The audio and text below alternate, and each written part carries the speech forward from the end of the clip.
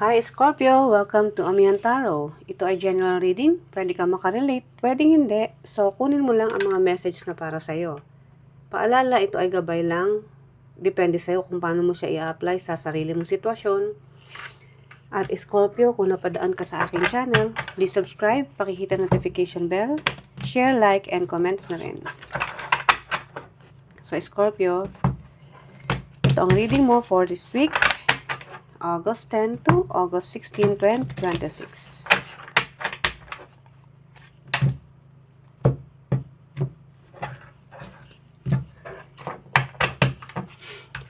Ang iyong overall energy, Knight of Pentacles. Ang iyong challenge, Ten of Swords. Focus, the Moon. Future energy, Seven of Cups. And then ang outcome, Four of Wands. Wait Scorpio, Knight of Pentacles. Ang iyong energy this week is, alam mo sa sobrang pagpaplano mo, masyado ka maingat. So kahit may pinagpaplanuhan ka o may gusto kang gawin, medyo mabagal ang paggalaw. At ang nakikita ko dito is regarding sa iyong trabaho, project, or dahil masyado kang maingat na nagpaplano para sa pamilya mo. Kumbaga gusto mo nang ma-secure kung ano yung dapat ma-secure para sa pamilya mo. Pero this time parang nababagalan ka sa paglago o pwedeng nababagalan ka sa mismong ikaw kung paano ka kumilos this week. Kumbaga may diskarte ka, pero sa sobrang dami mong iniisip, bumabagal. And then ang iyong challenge, Ten of Swords. Okay, bumabagal kasi marami kang naiisip tungkol sa mga pangyayari na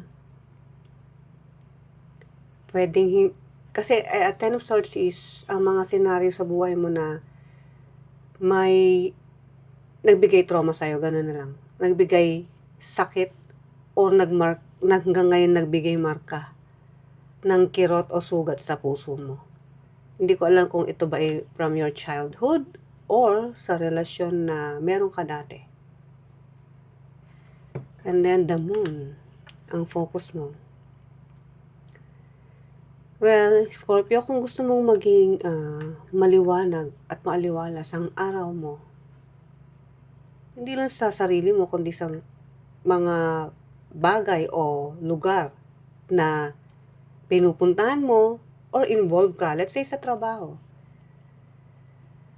Huwag mong hayaan na laging yung mga pagpaplano mo na nag-overthink ka is maaapektuhan kung ano yung sa tingin mo is magbibigay naman sa'yo ng saya. Kaya nga in-example ko yung the Moon.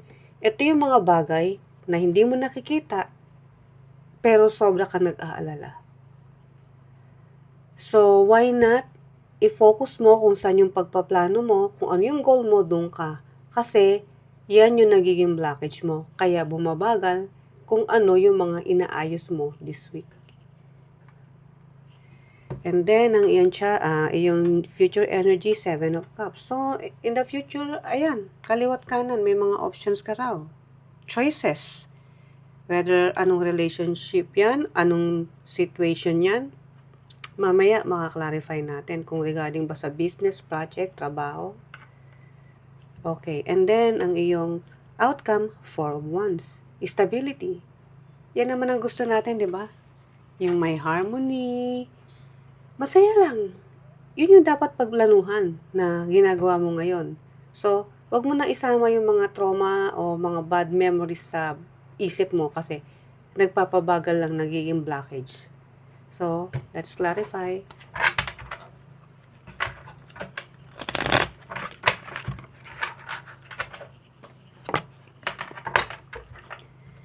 Universe, ano ang mga messages na paparating kay Scorpio this week? Knight of Pentacles.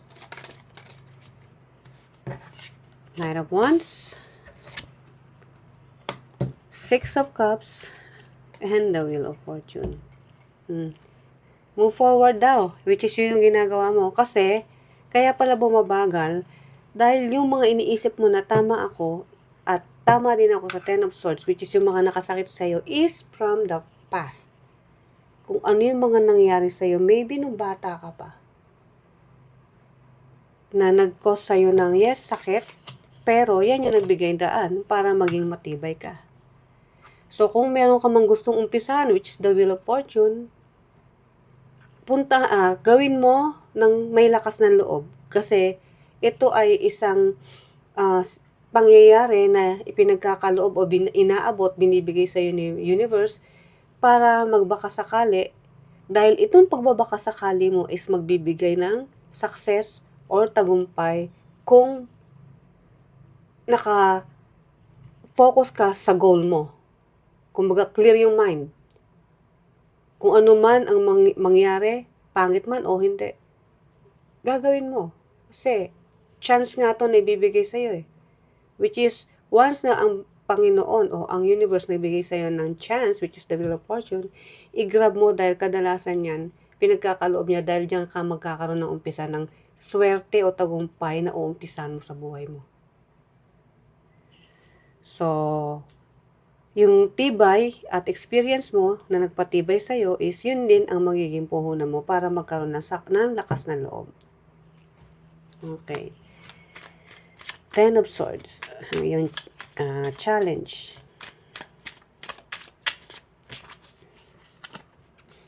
Eight of Cups. Queen of Pentacles. And Nine of Swords. Okay. Ang yung challenge is yung pagiging yung sakit na nararamdaman mo o lamat sa dibdib mo, yung sugat. Kailangan mo na raw talikuran yan. Yes, nag-cause ng sadness, pero kailangan mo maging i-overcome. I-overcome mo siya. Huwag mong hayaan na mas lumamang ang takot kaysa sa pagiging determinado. Kasi, ito na kailangan mo na maging determinado. Kung talagang kailangan mo ng pera o mga ari-arian or let's say material na bagay na gusto mo in the future, kung gusto mo pang mag-improve yan, doon ka lang magpo-focus sa goal mo. Which is gagawin mo na nga dahil kaya ito yung energy mo. Kaya lang bumabagal kasi sa sariling takot mo na baka mag-fail. Well, dito na siya. Gamitin mo kung ano yung mga experience mo na nangyari sa'yo dati pa. Which is determination at lakas ng loob. Okay, the Moon, ang iyong focus. Alam mo, puro pera to. Page of Pentacles, Queen of Wands, and the King of Swords. Alam mo, Scorpio, ito laging lumalabas sa reading mo to. Ikaw yung taong matalino, madiskarte. Pag gusto mo, gagawin mo. At confident ka. Nakikita ko yan dito. Kasi iba kang dumiskarte. Yung iba, sa kanila nag-i-struggle sila. Pero pag ikaw, nagagawa mong pasimplehin ng isang bagay. Na nasosolve mo o madali mong natatapos. Nang halos hindi mo kailangang ma-stress. Ito nakikita ko rito. So, doon ka nila mag-focus. So, yung diskarte nandiyan dyan lagi sa'yo. Ginagamitan mo ng utak yung talino mo. Okay, yung future energy, Ace of Wands, alam mo, new beginning, wow, new beginning for the family, Page of Pentacles, yeah. In the future, ibubuhos mo. Hindi ka na matatakot. Kung ano yung meron ka sa tingin mo, kung ano yung makakaluwag sa puso mo, para matanggal kung ano man tong naglamat sa dibdib mo or sugat sa dibdib mo na, yun nga, mga history ng buhay mo na puro lungkot, puro problema. In the future, hindi na, mag-iiba na yan. Punong-puno na ng inspirasyon, punong-puno na ng emotion, kung ano yung pagbibigyan mo ng effort, ando doon. Which is, nakikita ko to is work. Work, career, negosyo, kahit ano yan. Side hustle, kahit ano. Ando doon na yung puso mo, nang walang takot. Kasi, magiging inspired ka sa ginagawa mo. Di ba, pagka-inspirado tayo sa ginagawa natin, nawawalan ng takot. Kasi confident ka na And kasi, ang isa sa inspirasyon mo is yung family mo. yung mga malalapit at mahalaga sa buhay mo, which is happiness, success in life. Wow! And then, ang iyong outcome, Four of Wands. Which is, itong Four of Wands is may kinalaman sa home, family life, na maganda, may harmony. Ang ganda ng samahan, ng pagsasama. So, let's clarify. Knight of Wands, Two of Wands, and the Four of Pentacles. Yes. Mag-focus ka raw. Kung sa ngayon, pa-action ka na, nagpaplano ka na, in the near future, gagawin mo kasi inspiration mo sila eh. Yun yung isa sa magiging bala mo, yung pagiging inspired mo, nang walang takot. At dahil yun sa nakafocus ka sa iyong stability when it comes to money. Kasi nasa'yo, ang tao habang tumatanda, kailangan mo nang magkumpuni, mag-ipon, at gumastos ng may pagpaplano. So, maganda. And now, ang iyong last message, Scorpio. Kumbaga kung dati mahilig kang gumastos ng walang kwenta, yung wala lang. Now, hindi na. Kung po pwede, titingnan mo munang maigi bago mo bilhin. Titingnan mo muna kung talagang kailangan ba o hindi. Kumbaga maingat ka na sa paggastos. Para sa'yo, bawat kita, kailangan mong pagpahalagahan. Hindi yung nasasayang lang sa wala namang kwenta o hindi naman dapat pag-aksaya ng pera. I won't lie, I still check up on you sometimes.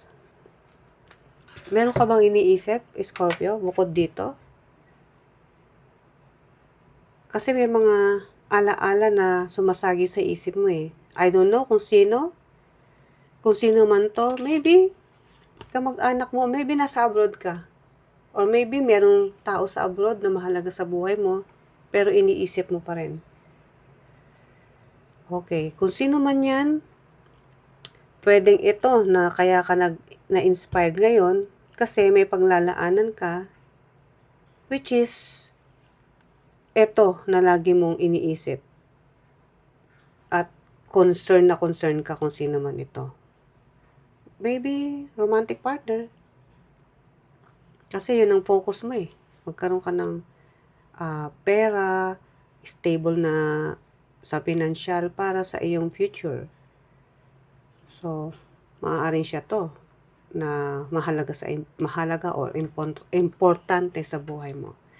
So, Scorpio, I hope nagustuhan mo ang aking reading para sa'yo. So, see you ulit sa mga susunod pa nating reading. Bye!